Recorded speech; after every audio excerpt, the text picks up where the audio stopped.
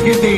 దేవుడు ఆ కుటుంబాన్ని దర్శించాడు, బిడ్డల గల తల్లిగా చేశాడు. దేవునికి స్తోత్రం కలుగును గాక.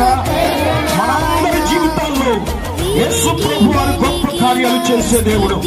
ఆయన అద్భుతమైన దేవుడు, శక్తిగల దేవుడు, పాపములను తీసివేసే దేవుడు, లోకానికే రక్షకుడు. ఆయన నీకు ఇంట్లో చేర్చుకుంటే నీకు మేలు కలుగుతుంది, నీ ఇంట్లో చేర్చుకుంటే నీకు రక్షణ కలుగుతుందని ప్రభు నామంలో తెలియజేస్తున్నాం. మన పాపంతో